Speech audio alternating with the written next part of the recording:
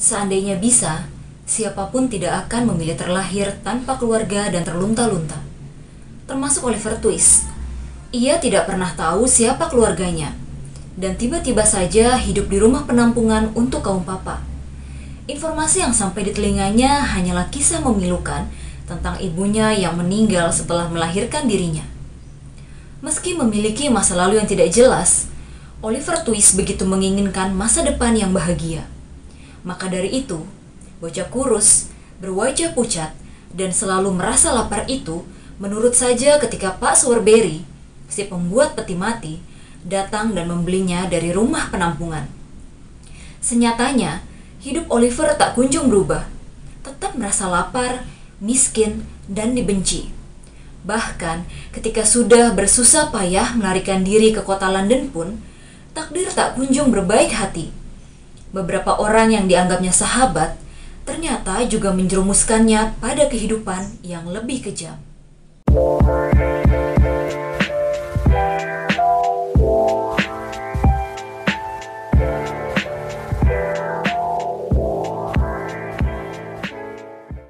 Hai, selamat datang di Denting Hell. Channel ini akan berisi tentang review buku, ngobrolin penulis, dan berbagi quote-quote favorit. Kali ini gue akan ngebahas sebuah buku yang merupakan salah satu karya sastra paling populer di abad ke-19. Apalagi kalau bukan Oliver Twist. Buku ini ditulis sama Charles Dickens. Terbit pertama kali pada tahun 1837 sampai 1839. Buku ini sendiri bercerita tentang perjalanan hidup seorang anak bernama Oliver Twist. Yang awal perjalanan hidupnya ini, dia tidak menemukan kebahagiaan dalam hidupnya. Bahkan cenderung kehidupannya ini penuh dengan kesengsaraan. Ceritanya diawali dengan kelahiran seorang bocah laki-laki dari seorang ibu yang masih sangat muda pada zaman itu. Nah, ketika melahirkan anak laki-laki ini, sang ibu langsung meninggal dan anak ini diberi nama Oliver Twist. Oliver Twist tinggal di sebuah rumah penampungan untuk kaum yatim piatu.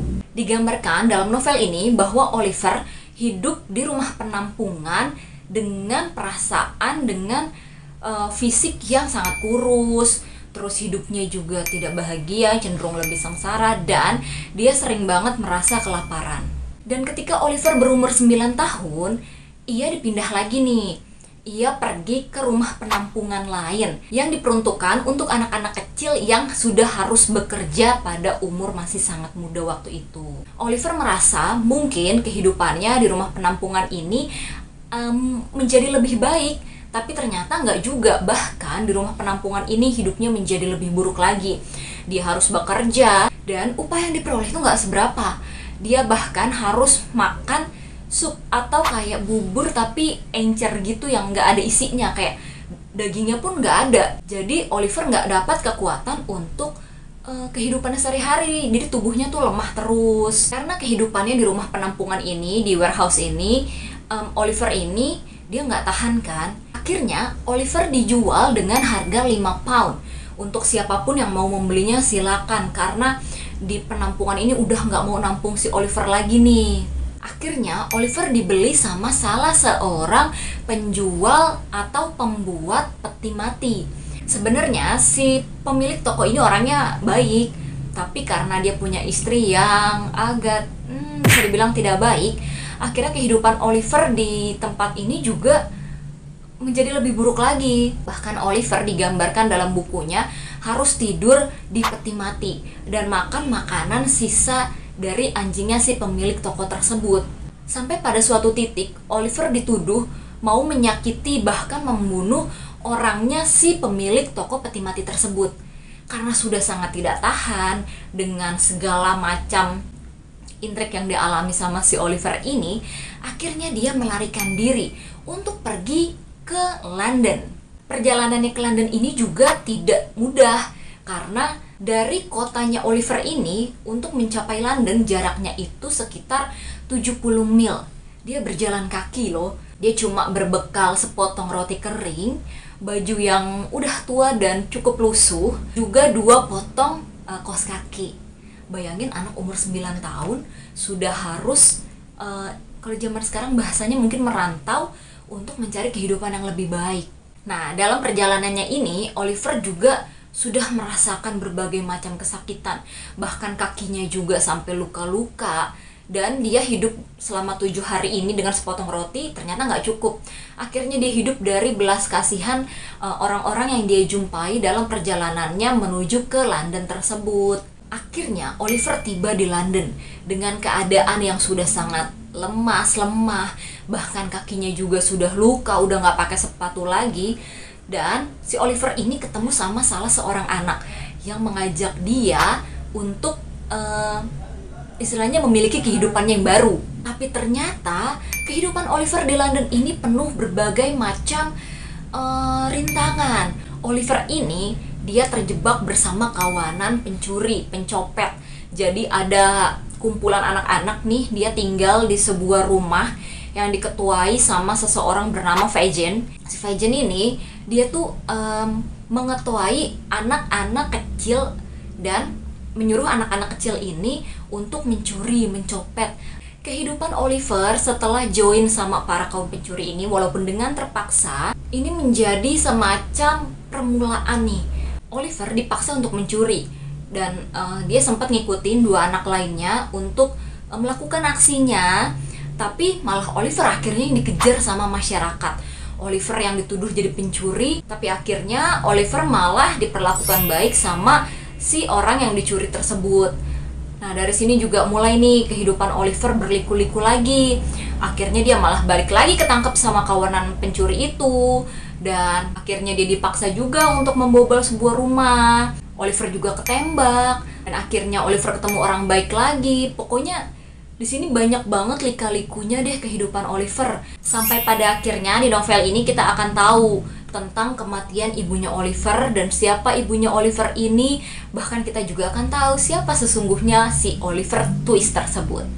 Novel ini sendiri sebenarnya berlatar London abad ke-19 pada saat zaman-zamannya revolusi industri. Nah, sang penulis Charles Dickens sendiri ini sebenarnya mengambil pengalaman pribadinya hidup menjadi kaum miskin di kota London tersebut. Waktu itu kehidupan keluarga sang penulis, ayahnya itu sempat tidak baik, ayahnya masuk penjara, dan akhirnya mau tidak mau membuat sang penulis Charles Dickens dan ibunya bekerja untuk menghidupi kehidupannya sehari-hari.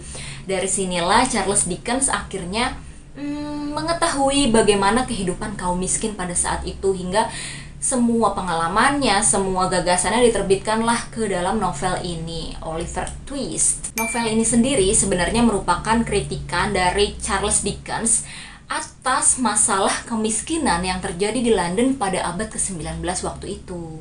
Menurut Britannica.com, pada awal kemunculan novel ini, Oliver Twist ini sangat populer di kalangan masyarakat karena kritiknya ini sangat frontal terhadap pemerintah, tapi juga sangat disukai oleh masyarakat. Oliver Twist sendiri pernah dibuat ke dalam sebuah film yang berjudul sama, yang diproduksi pada tahun 1948 dan tahun 2005. Dan kebetulan gue juga udah nonton filmnya Oliver Twist ini yang tahun 2005. Di film ini digambarkan cukup begitu jelas tentang kehidupan Oliver Twist, bagaimana ia menderita, bagaimana ia merasa kelaparan, dan bagaimana kehidupannya ini penuh dengan sengsara. Dan juga digambarkan hubungan Oliver Twist dengan karakter-karakter dalam buku tersebut. Untuk karakter Oliver Twist sendiri, sebenarnya Oliver Twist ini tuh tipe-tipe anak kecil yang sangat mudah disukai.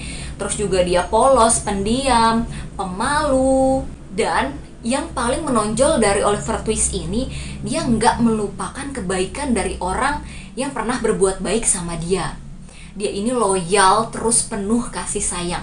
Bahkan orang-orang dalam novel ini yang orang-orang baik ya, orang-orang baik dalam novel ini yang sebelumnya nggak pernah bertemu sama Oliver Twist, nggak pernah tahu siapa Oliver Twist, tapi ketika dia sudah mengenal sosok bocah ini, mereka tuh merasa kayak sayang banget nih sama anak ini. Ada sesuatu dalam diri anak ini yang membuat orang akan timbul rasa kasih sayangnya.